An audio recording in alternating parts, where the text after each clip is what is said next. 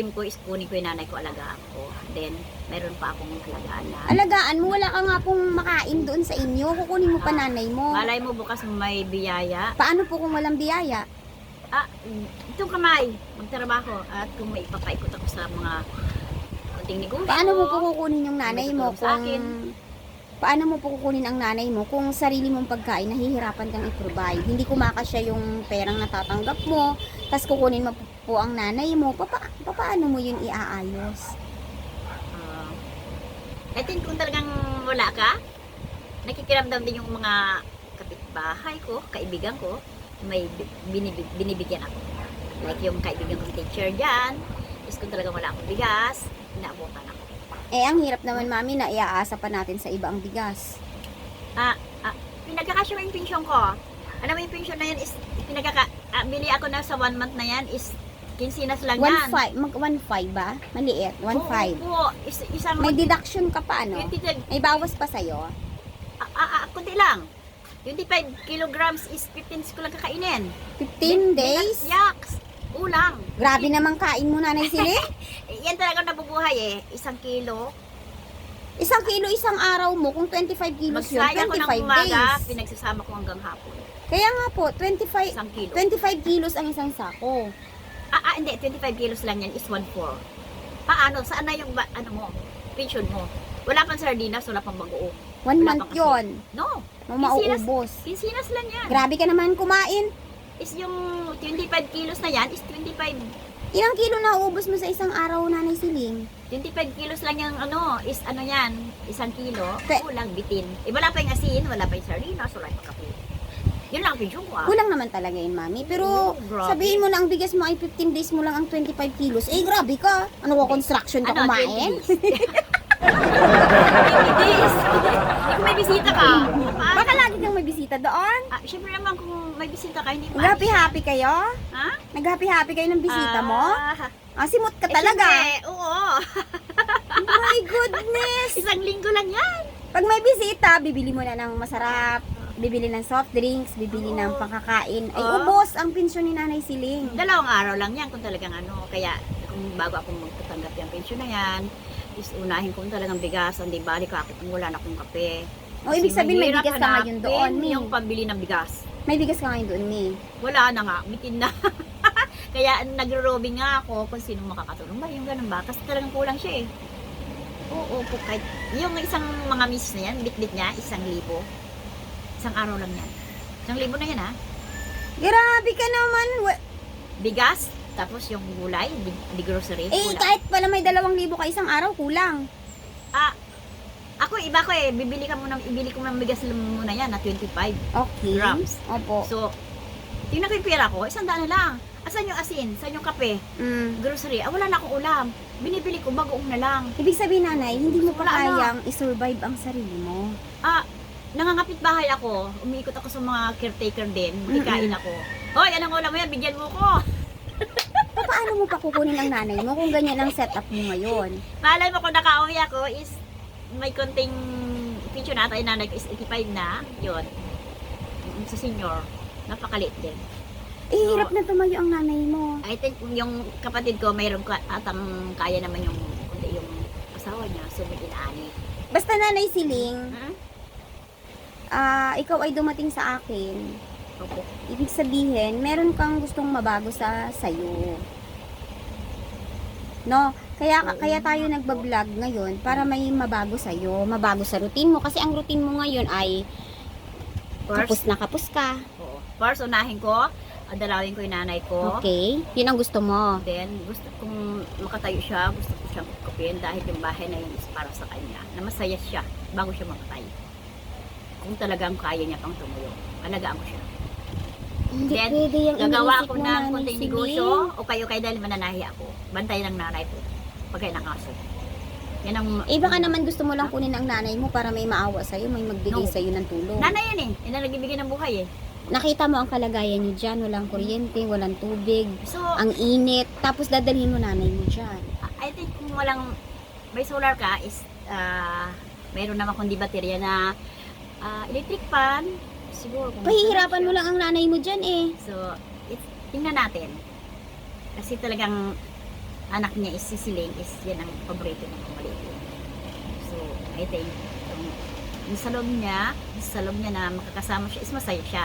Kasi yung bahay na yan is hindi niya pa Ilalayo mo lang ang nanay mo sa isa mo pang kapatid at sa mga apo niya na close na sila doon. No. Gusto mo siyang dalahin dyan, kayong Ano yan? dalawa lang dyan. Nung malakas siya, dito siya sa Pangarap. Sabik siya sa Maynila. Masaya siya. Noon yon malakas pa siya. Eh ngayon na, ultimong CR, hirap na hirap siya puntahan, idadalhin mo pa dyan. Masaya siya doon, may mga apo siya doon, nagmamahal sa kanya, nandun yung kapatid mo, nagmamahal sa kanya, tapos gusto mo, dalahin mo siya dyan sa bahay mo na walang kuryente, tapos aakyat pa sa mataas na hagdan. Anong klase pong mindset ang gusto niyo po? Masaya siya kasi sabik yan sa Maynila eh. Noon po yon, noong Masaya araw, na malakas Kita pa niyo siya. Maynila ulit. Makakita siya ng building, Opo. makasakay siya sa mga sasakyan noong araw. Pero po ngayon, sabi niyo malabo na ang mata niya. O ano pa ang makikita niya na magpapasaya sa kanya? Ang himala. Himala! Kung nakita niya ako, bigla siyang tumayo. At lumiwanag yung mata niya. May ganun eh. Na ano naman nanay, siling naman yan. O sino magsasabi sa'yo ngayon na ikaw ay normal? Sabi ko Ganyan ang mindset mo. alam mo ba nung umuwi ako, biglang tumayo. Noon po yun, Nagyayapan na 12 naligo years kami. ago na yun. Nagyayapan naligo kami sa dagat. 12 years ago na yun. Ilang taon lang siya noon. Malay mo, ganun nga. Kumakanta pa yan. Tapos yun. So, ibig mo sabihin, pag nakita ka ng mama mo, maghihimala.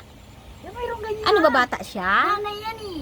Yun nga, nanay. Nakatayo siyang bigla. Pag dumating na yung time, Mami Siling, na ang tao may edad na, pwedeng hindi na makarinig. Yan ang unang-unang nawawala sa isang tao pag tumanda. Hindi nakakarinig, mahina ang paningin, at mahina ang pag-iisip. Hindi ko nga alam kung natatandaan ka pa ng mama mo dahil minsan ang tao pag tumanda, nagkakaroon ng Alzheimer. Wala na siyang matandaan. Pero mayroon talaga ganyan himala. Biglang siyang tumayo. Ang ilang taon na siya? 80? Makabangon siya. 80 ano? 85. 85? Gusto mong 87, kukupin? Hmm? Tapos ikaw ngayon wala kang bigas sa bahay mo, kukupin mo nanay mo. Yung Ano? senior ko. Then yung Hindi kamag-anak nga po ko. kasya. Yung may-ari na ng ano dyan, ng may-ari ng bahay na yan, kaibigan niya, magkatabi sila nung maliit sila. Balay mo, may kumpindiyaya naman sa kanya. Mi, wag mo nang asahan ang biyaya ng ibang tao. Pag nakita niya, Gagawa ka ng inaabutan sarili siya. mo. Paano kung yung taong yun wala ng pera, wala nang makakatulong sa inyo, wala nang May magbibigay? kunti yan siguro dahil may nakapag-aral yung mga anak niya. Hindi nga pwede rin umasa sa anak ni. I think, kung talaga ano, is, nandiyan yan eh. May biyaya ng Nalulungkot ako, Mi, sa mindset mo. Nalulungkot ako na Nanay yan eh, hindi mo matiis eh. hindi mo matiis. Eh, di puntahan mo. Oo, upo. Hindi mo matiis. Shout out Eh, hindi mo matiis 12 years. Hindi ka pumunta sa nanay mo. Tapos sabihin mo, Pupunta hindi mo talaga ako. matiis.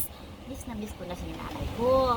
Talagang kahit sino, hindi makita ang nanay mo. Di ba umiyak ka pag dating ng gabi, matutulog ka. Ay, Nay, sige nanay. Tapos na kami niyang kumain mga ka-therapy ha. Pero ito ang mindset ni nanay Nasaan na kayo? Siling. Ito palubat ng miss ating mo yung phone. nanay. Okay, Talaga. okay. Sige po. Ayan, hello mga ka-therapy. At dito pa nga rin po si Nanay Siling. At siya po ay nanonood ng kanyang videos. Ayan. So, Mami Siling, ako ay magmamassage muna. No?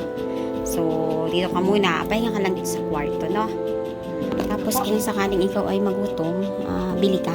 Pero may pagkain naman dyan. Merienda. Bili kang merienda mo, ha? Enjoy that ka. Tapos, ito pala mga ka-therapy ay ang kwartong ito ay nagawa dahil nga ito ay temporary sana na titirhan ni Nanay Siling at Tatay Dante.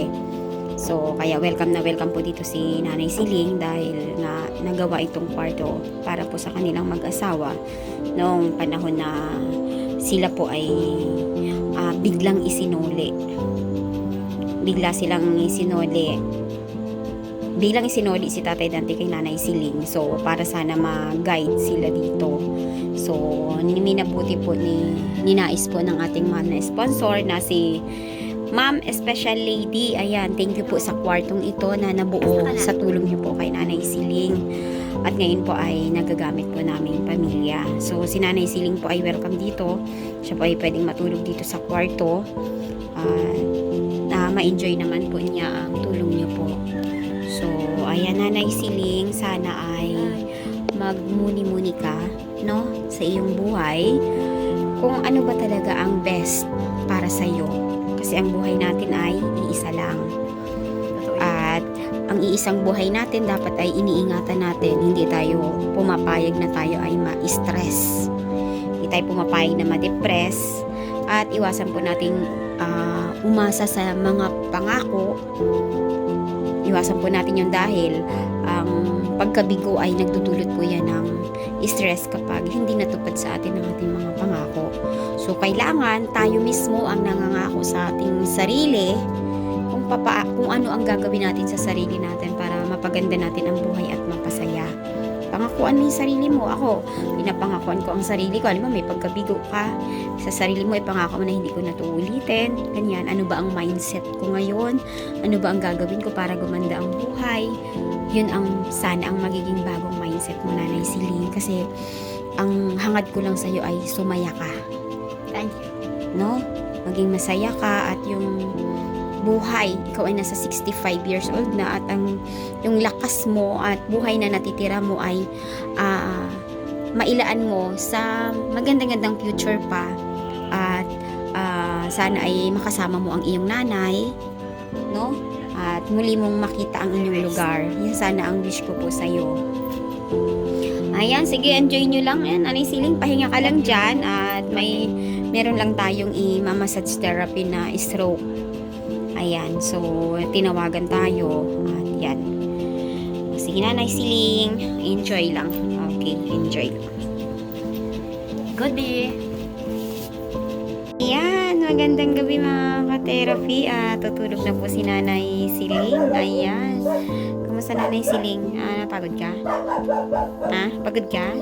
Medyo na po nag-relax kasi nagpakain na ng aso tapos Alaga ni Nanay Siling ang aso natin. Okay. So, mag-good night na tayo kay Nanay Siling. Ayan, at manunood mo na siya pampaantok para makatulog na siya. Ayan, Nanay, no? Sana makatulog ka ng maayos. Ayan, good night sa'yo. Hello ka sa mga viewers mo. opo. Hello ka sa mga viewers mo. Mga viewers, followers, good night at gabay tayo natin. Tutulog na tayo mamaya. Sana manalangin tayo na sa kalakasan tayo kinabukas. Okay. Lord. Okay. So, good night, Nanay Siling. Okay, enjoy mo lang yung TV, ha? Isa-set natin sa palabas. Okay.